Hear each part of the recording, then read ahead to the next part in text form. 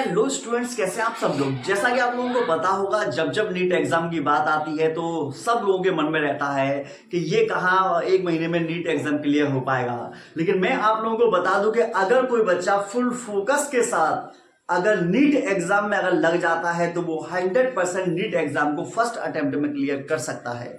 लेकिन सबसे बड़ी प्रॉब्लम तो ये आती है कि सर हम फुल फोकस के साथ पढ़ाई नहीं कर पाते हैं। तो पढ़ाई फुल फोकस के साथ अगर हमें करनी है तो ऐसा कुछ बताइए जिससे कि हम डिस्ट्रैक्ट ना हो। तो आप लोगों को बता दें, आज की वीडियो में बहुत ही कम शब्दों में बहुत अच्छे तरीके से मैं आप लोगों को समझाने वाला हूं, जो कि आप लोगों के लिए बेहद काम आने वाली है। ठीक है, अगर आप लोग चाहते हैं कि आप अपनी पढ़ाई में मग्न हो जाएं तो उसके लिए आपको क्या काम करना पड़ेगा, एक अपना लक्ष्य बनाना होगा। क्योंकि जब आप लक्ष्य बनाएंगे तो उस लक्ष्य को पाने के लिए आप पढ़ाई करेंगे। और आप लोगों को बताएं, जब पढ़ाई करेंगे तो आप अपना जो टारगेट है वो आपका अचीव हो पाएगा और आपका जो फोकस है अपनी पढ़ाई में लग पाएगा।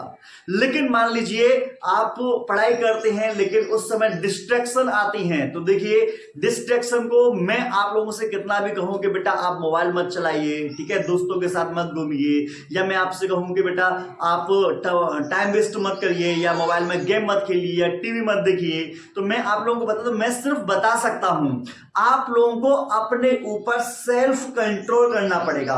क्योंकि जब तक तुम खुद सेल्फ कंट्रोल नहीं करोगे तब तक कोई भी कितना भी आप लोगों से क्यों ना कह दे कि बेटा आप इस चीज को कर ले या इस चीज को मत कर, आप नहीं मानेंगे।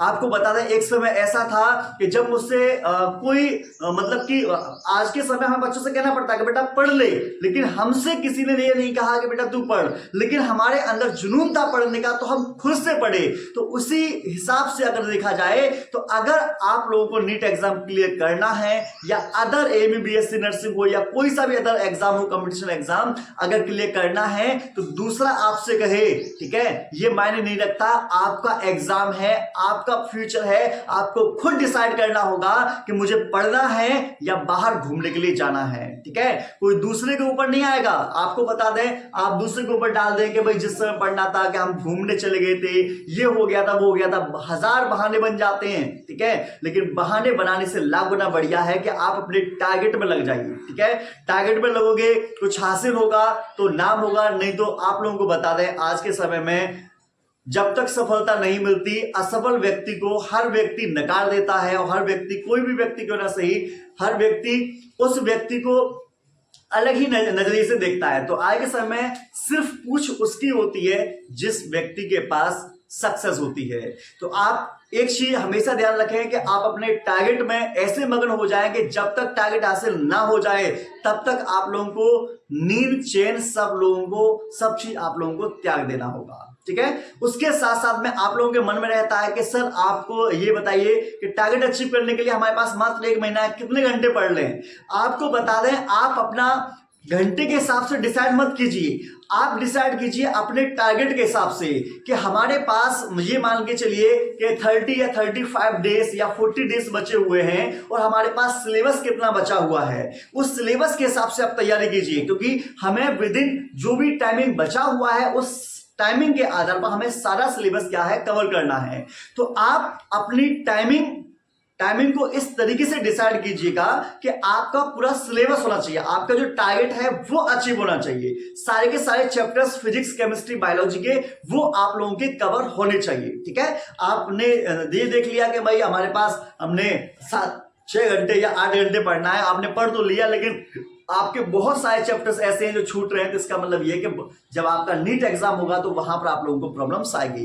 तो आप कोशिश करें कि 1 मंथ के अंदर सारे के सारे चैप्टर्स को कवर करें। कैसे कवर करना है उसकी वीडियो इससे पहले मैंने वही डाली थी, जाइए आप A1 से यूट्यूब चैनल पर आप लोगों को देखने को मिल जाएगी। ठीक है, उसके साथ साथ में आपको फोकस के साथ पढ़ाई करनी है तो आप कोशिश करें कि मॉर्निंग के टाइम में थोड़ा आप मेडिटेशन करें।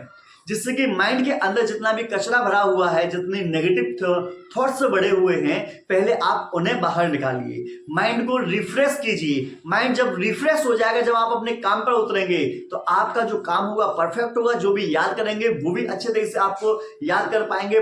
जो भी चीज समझने वाली है, बड़े अच्छे तरीके से उस चीज को आप लोग समझ पाएंगे। तो इस तरीके से आप लोगों को क्या काम करना होगा, फुल फोकस के साथ पढ़ाई करनी होगी।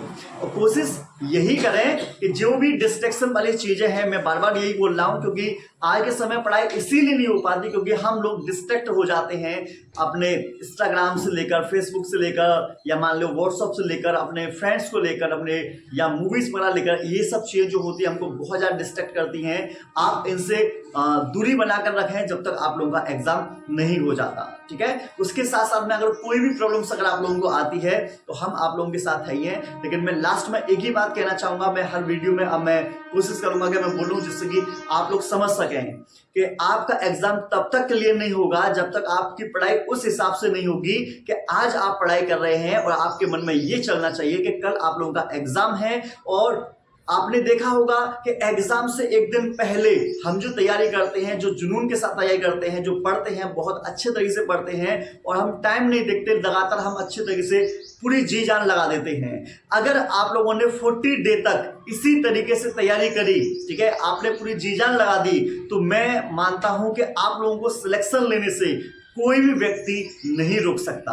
तो इसलिए मैं बस यही कहना चाहूंगा कि ये 40 डे तक जो जुनून है, अपने अंदर आग जो है ना, इसे आप लगाए रखिएगा और अपना एग्जाम तक, जब तक आपका एग्जाम फाइनल ना हो जाए, ठीक है, पूरा वहां से लौट कर ना आ जाए, तब तक ये जुनून खत्म नहीं होना चाहिए, ठीक है। उसके साथ में अगर आप लोगों को पढ़ाई करते समय कोई भी दिक्कत आ रही है तो आप हमें कमेंट में बता सकते हैं। आपकी प्रॉब्लम का सोल्यूशन जल्दी से दे दिया जाएगा।